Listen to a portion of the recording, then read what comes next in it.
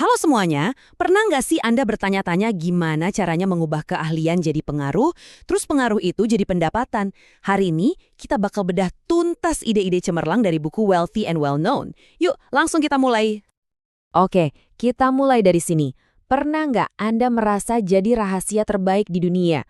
Anda tuh punya skill, punya pengalaman segudang, tapi kok rasanya nggak ada yang tahu ya? Nah, kalau pernah, Anda nggak sendirian kok. Penulis buku ini punya istilah keren buat kondisi itu, yaitu tembok ketidaktahuan. Jadi bayangin ada tembok besar, di satu sisi ada orang-orang yang tidak dikenal. Mereka ini nggak jelas, nggak dipercaya, nggak dikenalin. Frustrasi banget kan? Nah, di sisi lain ada mereka yang terkenal. Mereka ini punya nama, gampang dikenali, dan yang paling penting, berpengaruh. Tembok inilah yang jadi misi kita buat dihancurkan.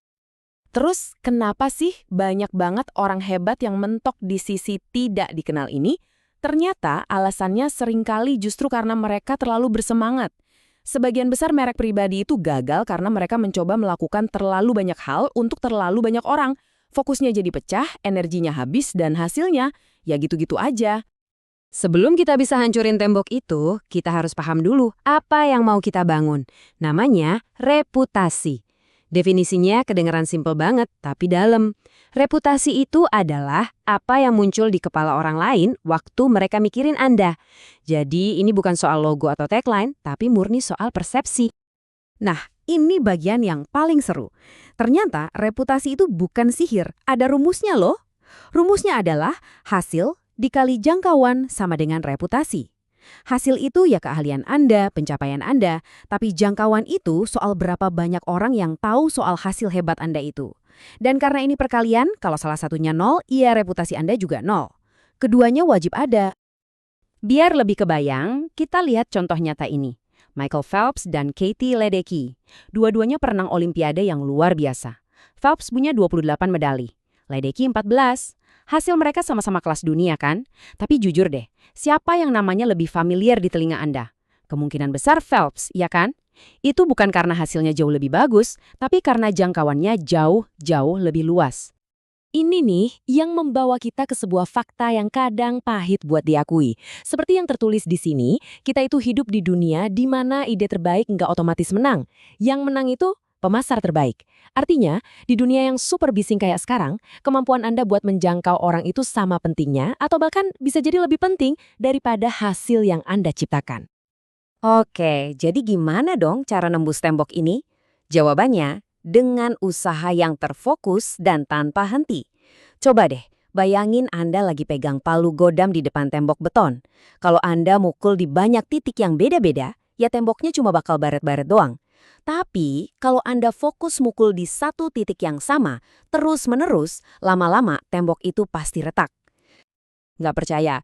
Lihat aja nama-nama besar ini. Mereka semua memulai dari satu hal. Amazon awalnya cuma jualan buku. Gary Vaynerchuk cuma ngomongin anggur. Dwayne The Rock Johnson mulainya dari gulat profesional. Brené Brown fokusnya cuma satu, penelitian tentang rasa malu. Mereka semua memukul satu titik di tembok itu sampai hancur lebur. Nah, ini dia jebakan paling umum. Kita lihat orang sukses, terus kita coba tiru apa yang mereka lakukan sekarang. Saat mereka udah punya puluhan jenis bisnis atau ngomongin banyak topik, itu salah besar. Anda nggak bisa niru apa yang mereka lakukan sekarang. Anda harus meniru apa yang mereka lakukan dulu.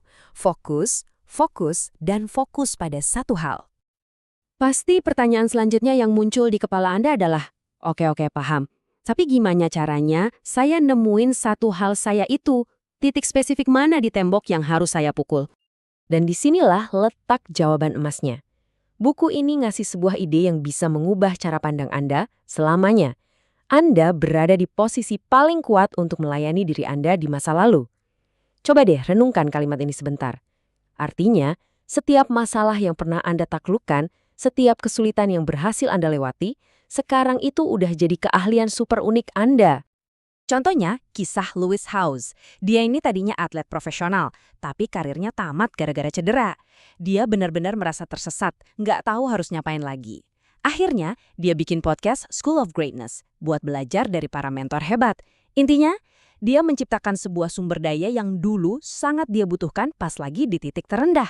Dia sedang melayani dirinya di masa lalu. Jadi, Ini adalah sebuah cara pandang baru yang sangat kuat. Penderitaan di masa lalu Anda itu bukan lagi beban. Anggap itu sebagai persiapan.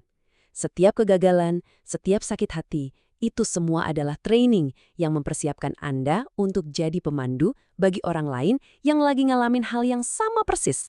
Oke, sekarang ayo kita bikin ini jadi lebih praktis. Anda bisa merumuskan tujuan Anda pakai kerangka 5 langkah ini. Pertama, tentukan siapa yang Anda layani. Ingat, versi masa lalu dari diri Anda.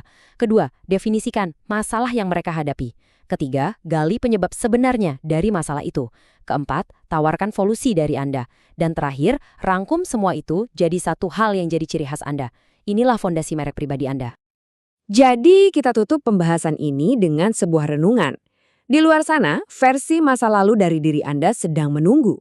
Mereka menghadapi masalah yang Anda sudah berhasil selesaikan. Dan mereka butuh seorang pemandu. Pertanyaannya sekarang adalah, siapa yang akan Anda layani?